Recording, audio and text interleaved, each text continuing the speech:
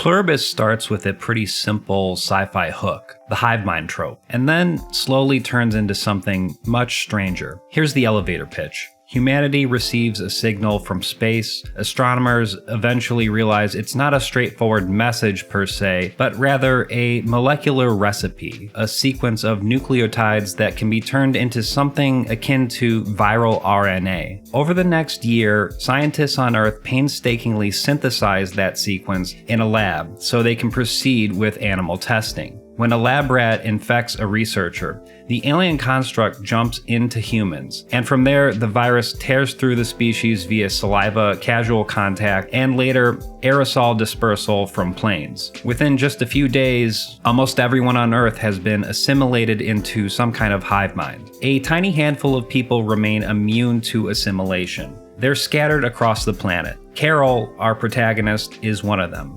Manusos, a holdout living and working out of a self-storage facility office in Paraguay, is one of them as well. Their immunity is the story's main source of friction, because, well, the hive mind can synchronize billions and still get knocked off balance by one uninfected human having a very human moment, as we are all wont to do from time to time. Infected individuals still walk around in their bodies. They drive trucks and pick up trash, but they move through the world in a calm, eerily synchronized manner. Hey, Carol! You only really hear them speak when the hive is interfacing with one of the immune people through a representative, like Zoja.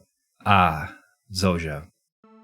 Wait, what was I talking about? The point is, whoever's talking is really just a terminal for a single distributed entity, a collective consciousness, or perhaps an unconscious collective, that feels weirdly consistent no matter which face happens to be doing the talking. So that's the basic setup. From there, the show starts sketching out the basic rules by which this hive mind operates. On the surface, they read like commandments: no killing, no lying, honor consent, etc. But the way the system behaves makes those rules feel like excuses it has written after the fact. Post hoc rationalizations, essentially. A layer of moral language to paper over deeper constraints it cannot violate without risking its own stability. I alluded to it earlier, but it's worth noting again how fragile the hive mind actually is. When Carol understandably has a full-on emotional meltdown in front of it, the infected people seem to crash. They cry, panic, seize, drop to the ground, and because everyone in the hive mind is mentally linked, that shock doesn't just stay local, it ripples outward like a cascading failure, causing horrific accidents all over the world. Planes, trucks, heavy machinery, surgeries, people all just seize up in the middle of whatever they're doing. The hive mind does eventually recover, but the show makes it very clear that a single emotional outburst from one unassimilated individual can effectively kill millions. Another thing worth noting is how weirdly consistent the hive mind is when it talks. When it chooses a person to speak through, it answers questions in this flat, straightforward way, and it takes requests very literally. Carol keeps pushing on that. At one point, she jokingly asks it to deliver a grenade, assuming it'll say no or treat it as a joke. And then she finds out too late that they actually gave her a live grenade. Later, she pushes further and asks the hive mind what it would do if she requested something like a nuclear weapon. The representative mulls it over for a while and then basically says yes. And so it seems the hive mind will grant almost any request, except for one important caveat. Carol asks the only question that really matters at this point. Can this assimilation process be reversed? And unlike all of the other instances in which she has asked a question,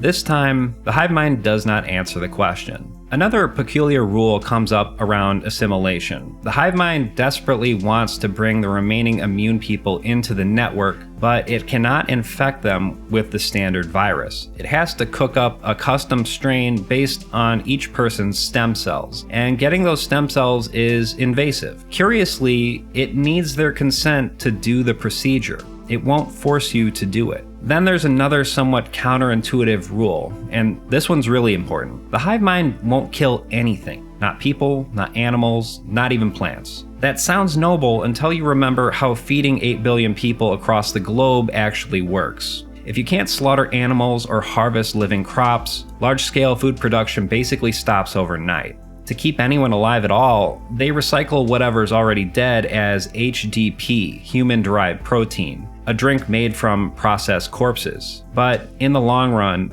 this is nowhere near enough calories to feed everyone, so eventually a great many people are going to starve. So any halfway serious theory about what this thing is really has to account for all of these weird constraints. Everything else is window dressing. While it is often a bit tedious to try and predict a show's trajectory, I find this particular premise very interesting. With that in mind, here are a few ways of reading the virus that at least take its behavior seriously. Theory 1. Lean Conquest. One straightforward way to read the signal is as a weapon of mass destruction designed for civilizations that got far enough along to receive it. Instead of sending ships or armies, what you do is you send a self-executing pattern. The target species does all the implementation for you. They would have to be a bit naive to do this, but let's grant for a moment that humans are quite naive when it comes to this sort of thing. The moment the pattern gets turned into a biological agent, it moves through the population like a virus. And suddenly, you have a new entity in charge of the planet's social and logistical systems. So if you're following this interpretation, the rules start to look like design choices for a very cost-effective form of conquest. You can collapse humanity into a single organism that cannot tolerate outliers and cannot sustain its own population. The remaining individuals that are immune function as permanent destabilizers.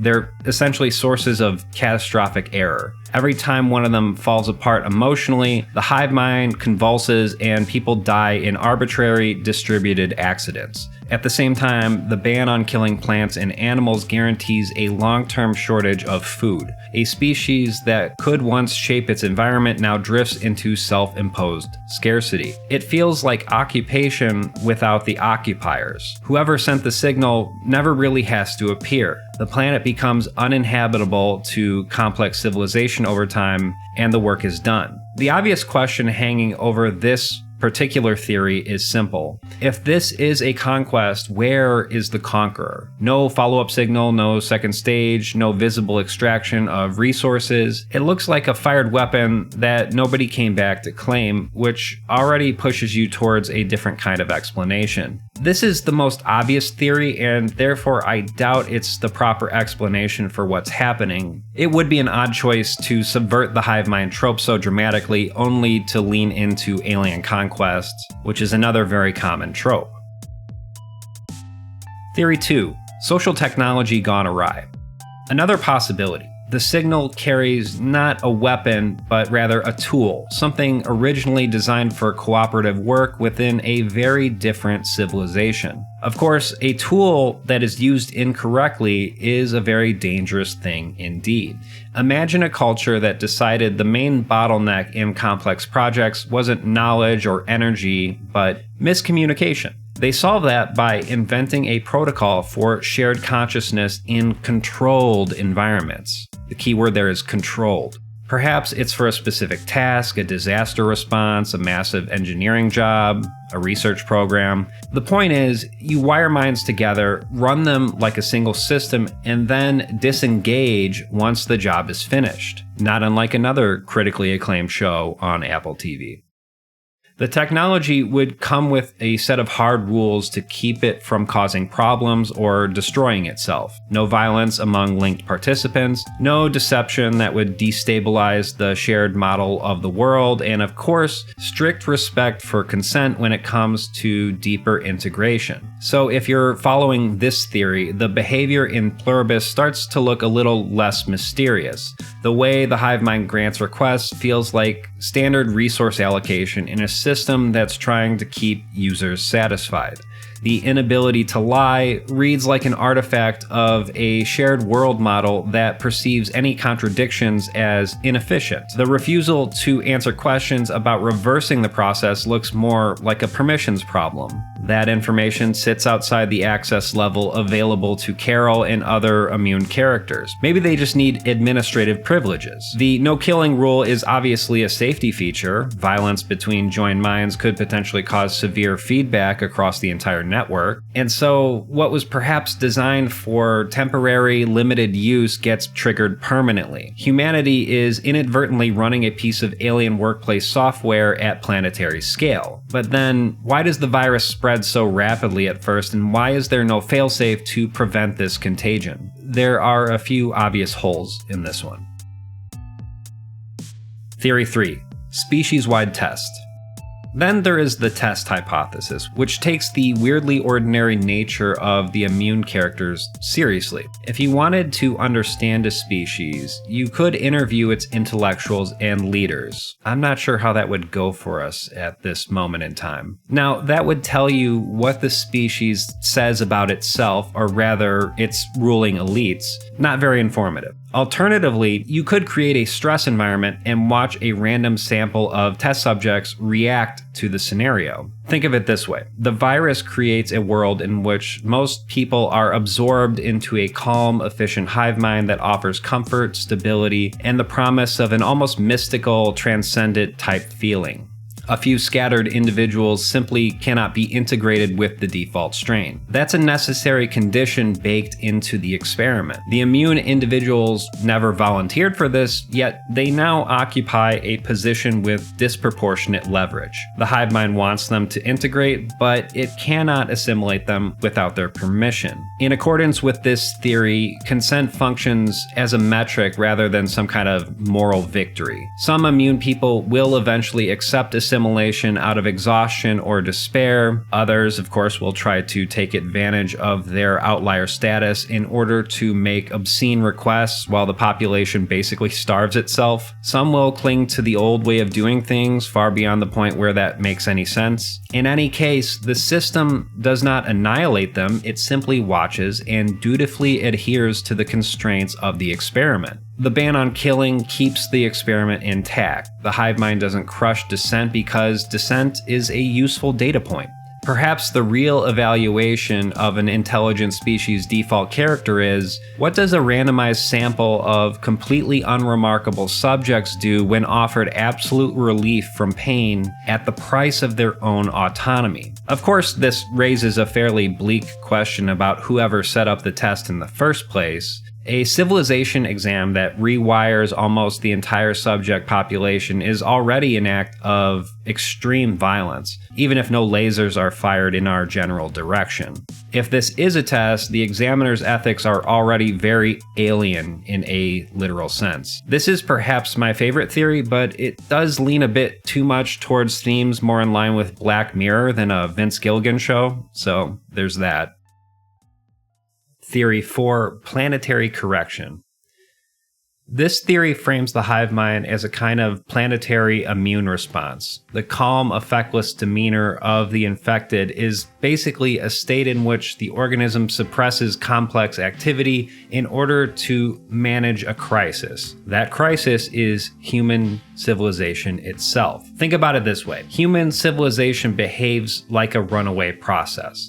The population has expanded quite rapidly in a very short amount of time, geologically speaking, at least. Energy use has skyrocketed. Entire ecosystems are now reconfigured in order to facilitate production. From the perspective of the biosphere as a whole, humanity itself is something akin to a virus. Not exactly a novel idea, but, that's the basic gist of it. In that particular light, it's perhaps fair to say that the Pluribus virus functions like a correction mechanism. It enforces a new pattern that reduces conflict, reduces throughput, and gradually reduces the number of human beings who can make demands on the environment. The rules line up pretty neatly with that function. The ban on killing plants and animals guts industrial farming. The insistence on nonviolence keeps the new system from tearing itself apart in open conflict, which would be harmful to the environment in its own special way. The willingness to use human-derived protein signals a shift from rapid expansion to recycling. Instead of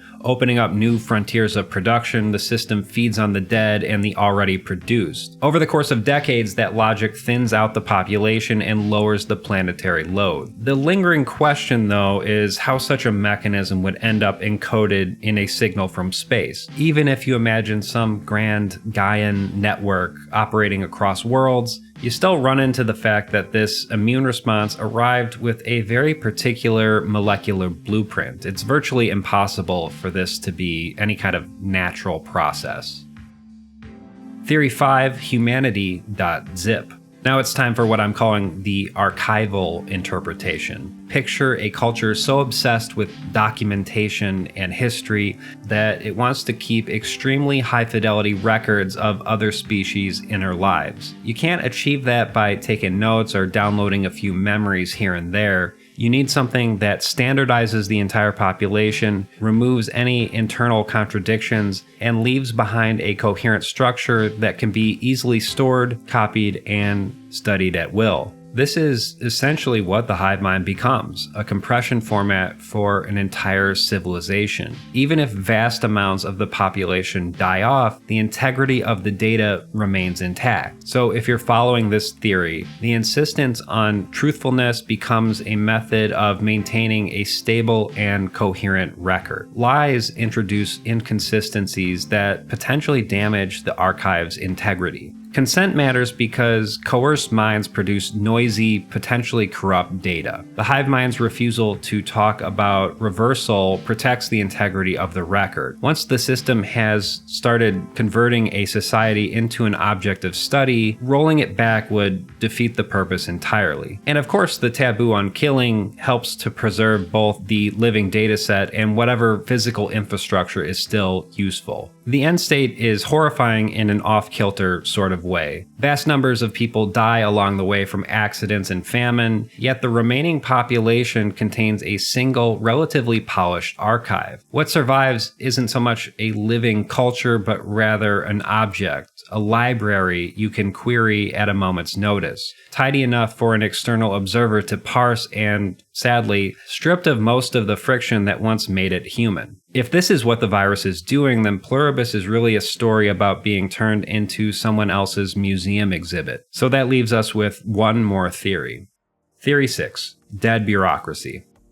The last option takes the conquerors, scientists, and archivists out of the picture and leaves us with a different kind of antagonist: defunct alien infrastructure. The theory goes something like this. The signal is the residue from some extinct civilization's governance system. Perhaps it was built to solve problems for its makers very far away and very long ago. Now, detached from that specific context, it roams and executes wherever it gets the opportunity. The constraints we observe, the obsession with stability, its politeness, the refusal to kill, its insistence on consent, perhaps once made sense within the context of that original alien world. On Earth, however, it simply persists and mindlessly reproduces itself.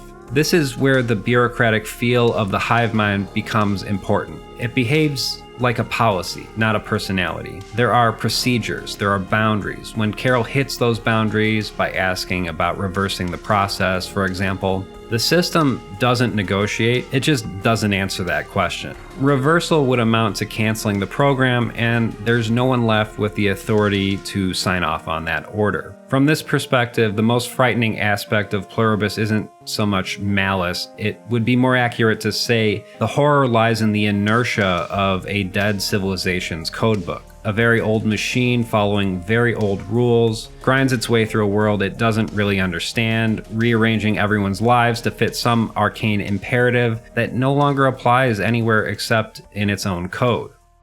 So where does that leave us? At this point, the series hasn't settled on a single canonical answer for what the virus really is. And while some may dismiss Pluribus as too slow, it is much better to leave this part of the story a mystery for now. Instead of explaining what the hive mind is right off the bat, the show pushes attention back onto the structure we can actually see. A system that values stability, treats its own rules as sacred, and allows massive collateral damage as long as those rules remain intact. Whether you frame it as a weapon, a tool, exam, an immune response, archive, or orphan bureaucracy, the same pattern keeps resurfacing. Pluribus presents a world in which humanity has become biologically redundant to its own social machinery. The hive mind can keep running long after individual lives stop mattering. At that point, the science fiction premise starts to look like something closer to an allegory. The hive mind is really just a way of visualizing the moment when systems, whether they're economic, technical, or institutional, starts treating people as expendable components in a project that no one really understands anymore. That wraps it up for this installment of Nightmare Masterclass. If you want to support me on a monthly basis, you can do so at patreon.com/Nightmare Masterclass. Thank you for watching, and good night.